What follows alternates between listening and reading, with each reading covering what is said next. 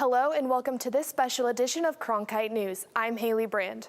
Cronkite News has a mission to cover our state's diversity, bringing you stories important to Arizona's trans-border populations and cultures. Tonight, we bring you a series of reports from our Borderlands beat. Cronkite News has a mission to cover stories in every corner of the state. It's part of our Access Across Arizona initiative. And tonight, a story of song and some very dedicated teachers in Cochise County. Reporter Adriana de Alba traveled to the border town of Naco, Arizona to see how some musicians are inspiring children in the sister city of Naco, Sonora. It's a project that's breaking barriers along the border, and its message is loud and clear. Children and adults from two different countries can create harmony together and find life's meaning through the magic of music. In the small border town of Naco, just 13 miles south of Bisbee, Arizona, joy, teaching music to Mexican children along the border was just a dream. But now, that vision has come to life, thanks to Bisbee-based artist Gretchen Bayer. I think that the border wall means nothing. It doesn't stop kids from being kids or loving to make music together. For the children living in this town, an opportunity like this is hard to come by. Many of the families here struggle to make ends meet, and music lessons are not usually a priority. It's beyond my imagination. Son buenas personas. They're good people because there are some from the U.S. who won't do this. They're not like these people who teach us and are kind to us. I know that we all light up when we're here. Everybody here, it comes down and comes down again and again, and we all keep coming back, and the rewards are really just that it feels so good to help these kids. The port of entry here in Naco is very fluid. It usually takes less than 5 minutes to get to the Mexican side of the border, which makes it easy for the musicians to visit the children twice a week. The U.S.-Mexico border is often thought of as firmly dividing two nations, but with people coming and going every day, it flows more like a river. I hope that our project inspires other people to just cross over. It's okay on the other side. In fact, it's really nice over here. You know, it's colorful, the people are warm and loving, there's a lot of laughter, the kids are great. What's not to love? For the musicians and the kids, that is music to their ears. All of the instruments for the program are donated, and the musicians volunteer their time. Gretchen says her goal is to keep this program going for as long as she's able to. In the broadcast center, Adriana de Alba, Cronkite News. 8 humanitarian workers with the group No More Deaths are now facing federal charges, including entering a wildlife refuge without a permit. One of them, an ASU instructor, is charged with felony harboring of undocumented immigrants. These charges come shortly after the aid group released evidence allegedly showing Border Patrol agents destroying supplies left for migrants trying to cross. Cronkite News reporter Lillian Donahue went to the remote desert area near the border where the group presented its case and shows us how their work is carried out. Over the past 2 decades, the remains of nearly 7,000 people have been found along the border. Groups like No More Deaths say they're trying to save lives by leaving water and food behind, but continue to find resources decimated before migrants can get to them. Unforgiving terrain, stifling heat, and dangerous wildlife consume parts of the southern border. Volunteers with No More Deaths cross this landscape daily, leaving life-saving supplies. This is a type of area where people are crossing. The remains of 3 people were found right in this area. It's a treacherous voyage, which is why certain groups leave supplies along the route, hoping to make this potentially deadly trip a bit safer for undocumented immigrants trying to cross. The organization No More Deaths Arizona has put out nearly 32,000 of these water jugs in the past 6 years alone. And 80% of that has been used by migrants on these trails. We try and leave them in spots that'll be shaded, protected from the sun, visible from the trail, but also not overly visible to protect them from destruction and vandalization. A recent report by the organization says volunteers in just one desert corridor found more than 3,500 gallons of water destroyed over a 3-year period. This video, obtained through hidden cameras placed by No More Deaths, allegedly shows Border Patrol agents knocking over jugs and pouring out the water. So you get a good shot. Picking up this trash somebody left on the trail. For its part, Border Patrol says they don't tolerate this kind of behavior. Tucson sector does not condone or encourage the destruction or tampering with any water or food. If it does happen, we want to be made aware of it, so therefore we can take corrective actions against the agents that conduct those activities. The destruction of aid supplies is a deadly act. But No More Deaths says they're not satisfied and will continue to watch Border Patrol practices. In the meantime, volunteers continue setting out for more water drops. Being able to walk into the desert and put water and beans out feels like a small act, but it actually is really important. For 7 of the charged humanitarian workers, their next court hearing is on February 23rd. As for ASU instructor Scott Warren, who is facing a felony, ASU said in a statement that they don't believe the charge will impact his ability to fulfill the current duty with the university. We will continue to follow this developing story. For updates, visit our website at cronkitenews.azpbs.org. In the broadcast center, Lillian Donahue, Cronkite News. The Trump administration has ended temporary protected status for several immigrant groups. Among them, nearly 200,000 Salvadorans are affected. Now they have 18 months to find a legal way to stay in the U.S. or go back to their home country. We spoke with one Valley Salvadoran family to see how they're coping with the decision. It's a typical evening in the Delgado family's home. A spelling contest before dinner. Homework scattered across the counter and endless laughter. But the recent TPS decision has this household on edge. I can't believe this is happening.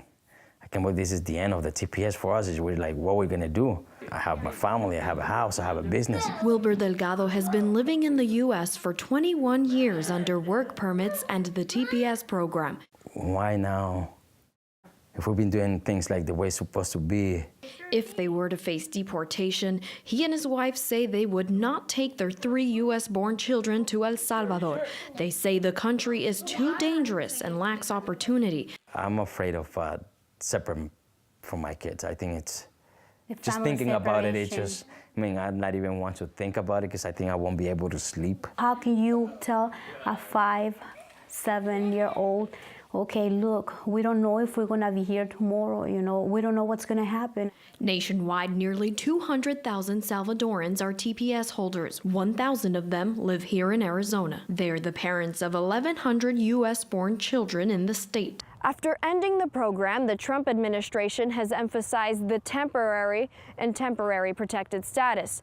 Many have argued that the Salvadorans should have solidified their path to citizenship while here. But it's not that simple. So let's be clear about something. TPS was not a path to citizenship. There was no way someone could apply for TPS, then apply for residency, then apply for citizenship. The Salvadoran consul says they're trying to do what they can to help. But many within the community say the consulate's efforts have not been enough. This is not fair at all. This is not plenty of time because these people have roots here. They have been here for too long. Long enough for the Delgado family to say the only home they know is right here in the valley. Stop playing with, our dreams, with our family. We can't sleep at night thinking, what's going to happen tomorrow. The temporary protected status program for Salvadorans will end on September 9th, 2019. In 2017, anti-Semitic incidents in K-12 Arizona schools more than doubled compared to the previous year. Here in the Valley, a local organization is pushing to teach young kids about the negative impact these incidents have in order to combat hate crimes before they even happen. Cronkite News reporter Alexis Burdine brings us a story about how one woman changed her life and is now educating others. This was not the truth that I had been taught. Listening intently, a room full of high schoolers learns how someone can go from a life of prejudice to one of tolerance. It's a lesson Megan Phelps-Roper knows too well. We were designing and sending anti-gay and anti-Semitic news releases. She's an ex-member of the controversial Westboro Baptist Church. She says an interaction with a Jewish man on Twitter is what actually helped her realize what she thought was right was wrong. I feel incredibly lucky to have had, a Jewish person and him explaining Jewish values to me in a way that I had not been taught. That was then. Now, she compassionately shares what she's learned with the same people she once relentlessly targeted. The local chapter of the Anti-Defamation League gave Phelps Roper the platform to engage with high schoolers at a time when the number of anti-Semitic hate crimes is on the rise. According to FBI data, in 2016, over 54% of reported hate crimes on a national level targeted the Jewish community. In Phoenix, 22 of the 175 hate crimes reported were anti-Semitic. In Arizona, the Anti-Defamation League says in the first 3 quarters of 2017, there was a total of 20 anti-Jewish hate crimes, consisting of 5 incidents of vandalism, 14 of harassment, and 1 assault. Dave Schlegel is a sophomore in high school here in the Valley and a member of the Jewish community who says that he's had his own experiences with hate crimes. A Jewish gay person in our community died due to somebody throwing them against a wall and hitting them with rocks. Schlegel says he hears Holocaust jokes at school and derogatory comments about his faith. The Anti-Defamation League says these jokes can cause real harm. It's an act of anti-Semitism. It just doesn't impact one Jewish person or one Jewish family. It impacts their school, their neighborhood, and then it impacts the whole community. The focus of workshops like these is to teach teenagers early on how to engage in more compassionate dialogues in the future. In Scottsdale, Alexis Burdine, Cronkite News. The most recent data available from the FBI is from 2016, a year in which hate crimes as a whole across the country rose 5% compared to the previous year. But a stay in the U.S. will end for more than 200,000 Salvadorans in just 18 months. That's because the Trump administration terminated their temporary protected status. Cronkite News reporter Nicole Gutierrez spoke to a TPS recipient who's lived in Arizona for more than 20 years. Arizona is home to nearly 1,000 Salvadorans under the temporary protected status, a status that not only puts their stay in question, but could also impact the Arizona economy due to their contribution in the workforce. Rolando Palacios just agreed to rent this space for 5 years. He's currently a plumber. He plans to open the ice cream shop in February, hiring 5 employees. But after months of construction and thousands of dollars invested, the future of his business is uncertain. For now, I'm here legally, but in 18 months, I'll be illegal. Palacios came to the United States illegally 22 years ago, but for the past 17 years, Palacios has been protected under TPS, a temporary protected status enacted after a natural disaster in El Salvador. There are millions of people who are in limbo and who cannot advance to a green card. And not only will they be returning by themselves, but they may be returning with U.S. citizen children. I love this country because it gave me the most important thing. This country has given me my children. That's why I'm going to fight to stay here. It's unfair because we came here to work. This is an ice cream business. I'm creating work. I'm creating work for my family and for other people. Arizona has an estimated 123,000 Latino-owned companies, and about 30% of those are immigrant-owned. Palacios' children, Andrea and Juan, are his motivation to stay in the U.S. I want to stay here. I want to stay here. I'm going to accomplish the dreams that I have of staying here and continue with my business. I want this business for my kids and for my wife. I don't want them to struggle like I once did. Palacios says that he will do whatever it takes to stay in the United States. That means even staying here illegally if the president does not extend the protected status or if Congress doesn't create a protection for people with TPS. In Phoenix, Nicole Gutierrez, Cronkite News. Several music programs came together this past weekend to offer a group of Mexican students the opportunity to play on one of the most popular stages in the Valley. Cronkite News reporter Lillian Donahue takes us behind the music to see what this collaboration means to its musicians.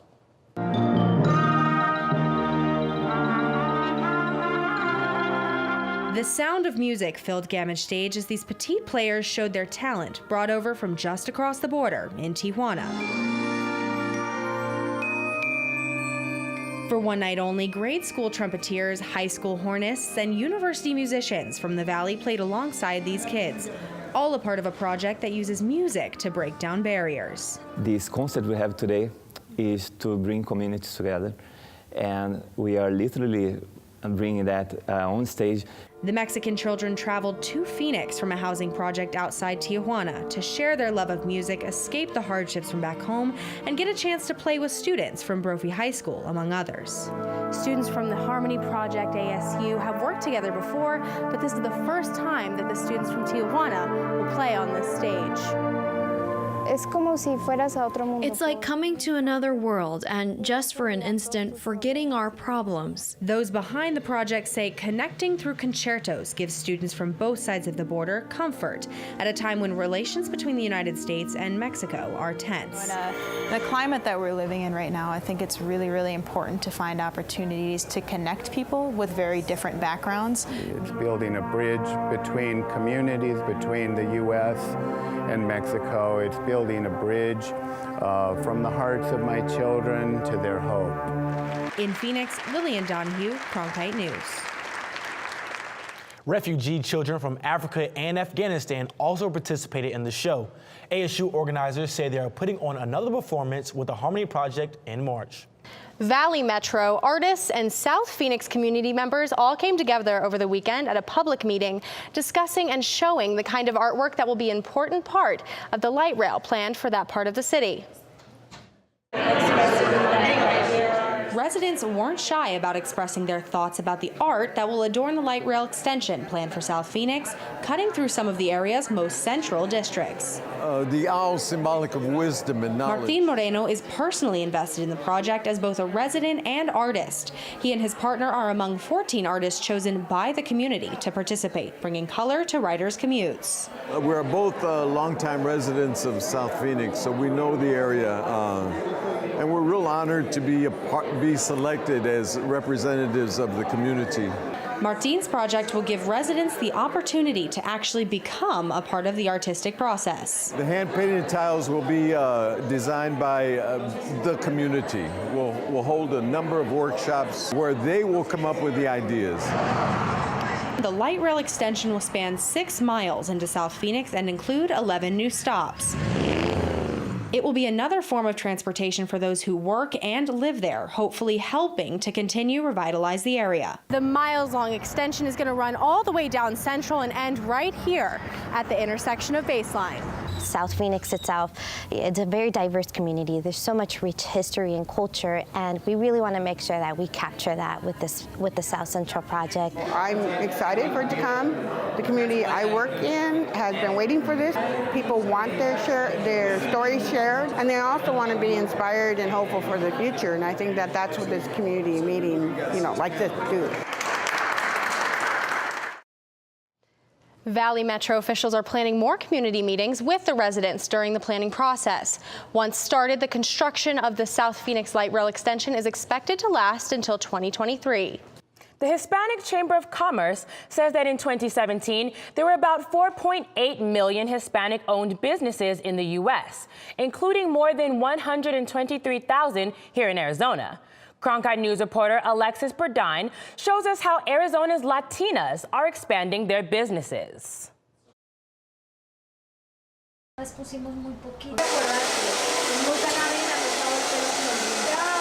It's a one-woman show kind of day inside of Linda Valenzuela's salon.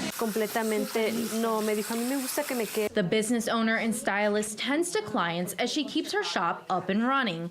Valenzuela is one of thousands of Hispanic female business owners making their mark across the valley, and she says her culture actually gives her an advantage. Because I'm Hispanic and I speak both languages, I'm able to work in both markets. According to the Arizona Hispanic Chamber of Commerce, among Latina business owners, 76% are bilingual, compared to 21% of non-Latina women business owners. Stephanie Vasquez, owner of Fair Trade Cafe, says that for her, being a Hispanic woman in business hasn't been specifically a challenge, but the process of owning a shop has not always been easy. I didn't have mentorship. I didn't have some sort of example to follow through. So this was really, I'm a one-woman show. According to the U.S. Census, nationally, Latinas are the fastest growing segment of business owners. Monica Villalobos is one of them. What I've observed from other women business owners is that we are driven, we're motivated. All we're looking for is the opportunity, and we're ready to move forward and, as I said, really reshape the landscape of business. Monica tells me that the number of Hispanic women-owned businesses within the Valley is expected to continue to grow. We've seen 116% growth from 2007 to 2015. In Phoenix, Alexis Burdine, Cronkite News. Meanwhile, a Glendale man is at the center of another immigration controversy. He was set to report to ICE today to be deported. Instead, he is taking refuge in one of the Valley's places of worship. Adriana de Alba has the latest. Jesus Berrones is staying here at Shadow Rock United Church of Christ in Phoenix. It serves as a place of sanctuary for undocumented immigrants facing deportation. Yes, I have to be here. Jesus Berrones and his family have been inseparable since he entered this church. He's the father of 5 U.S.-born children. One of them, 5-year-old Jaden, is battling leukemia. He refuses to leave Dad's side, afraid that he will be deported to Mexico. His wife is 5 months pregnant. They need me so much that because I'm the only one that works, they need my protection. Berrones entered the church last Friday. He was brought to the U.S. as a toddler and considers this country home. He's the breadwinner of his family and works as an air conditioning repairman. He says there is no future for him in Mexico. It's going to be hard, knowing that he's far from us. Immigration Customs Enforcement typically will not enter a house of worship to arrest individuals. Berrones was arrested in 2006 for driving with a fake license and has been deported back to Mexico twice. The Shadow Rock Church has provided sanctuary to 7 undocumented immigrants, including Berrones. He crossed the desert twice in order to be with his family. And instead of criminalizing him or demonizing him, he probably should be commended for the kind of parent he is. Berrones hopes ICE will cancel his deportation order so that he can remain here with his family. Berrones says he intends to stay here for as long as he needs to, and in the meantime has an attorney working on his case. In Phoenix, Adriana de Alba, Cronkite News. The damage of Hurricane Maria has left parts of Puerto Rico in the dark for months on end. The rigorous effort to turn the lights back on has prompted companies to lend their fellow Americans a helping hand, one of them from right here in the Valley. We had the chance to catch up with employees at Salt River Project to hear about their experiences working in Puerto Rico.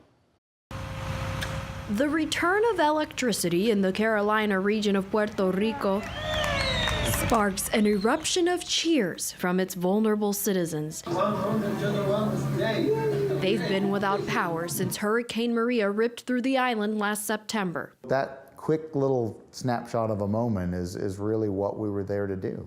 SRP joined other utility companies from around the U.S. to help Puerto Rico, spending 30 days distributing materials to restore power on the northeast part of the island in Carolina, Fajardo, and Canóvanas. I was overwhelmed at first. It was, wow, was my first reaction. I've never seen so much destruction. There they come. Rodriguez and his team returned to the valley last week and say they were up against major challenges along the way. Rain, bad weather, and mountainous terrain makes restoring power on the island a difficult task. But the end result they describe was an emotional experience shared between them and the people of Puerto Rico. They were so happy, cheering in the streets, hugging, offering to cook us meals. We gave them the light, and that's what we heard over and over from people in the field, is that thank you for bringing the light back to us. Because of the work of SRP and other utility companies, by the time they left, more than 50% of electricity had been restored, leaving Puerto Rico better than they found it. We went there for the people. This was an opportunity that my company allowed me to be able to help the greater good. It's the year of the dog, according to the Chinese calendar. And those at last weekend's 28th annual Chinese Culture and Cuisine Festival in Phoenix celebrated with traditional Chinese dance, food, and artwork. Cronkite News reporter Alexis Burdine spoke with festival goers about the importance of passing down tradition. The Chow family wanted to make sure they didn't miss this year's Chinese festival in Phoenix because more than just a fun outing, it was an opportunity to celebrate their heritage and culture. We wanted to make sure our children kind of understood about what the whole celebration was about and get them to understand their roots. The art and the different foods that were available here, and then the martial arts exhibition. According to the Center for American Progress, Arizona's Asian population is up nearly 122% since the year 2000, making the state the second largest in the U.S. for Asian population growth. The type of work environment that we have here and how pro-business they are, I think that that's something that's quite attractive. And as the number of residents of Asian descent in Arizona continues to grow, those in the community say events like the Chinese Cultural and Cuisine Festival are necessary in exposing younger generations to their roots. There's a lot of young Asian children, and this is a way for them to know who they are, where they're from.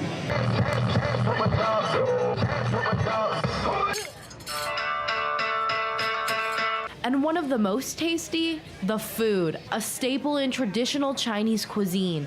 A batch of delicious steamed buns tastes like home. Everybody here, they have the traditional, the real Chinese food where you really don't find it in the restaurants. Most of the Chinese restaurants are Americanized. Nothing Americanized about these traditional bamboo rice steamers, offering nothing but authentic taste.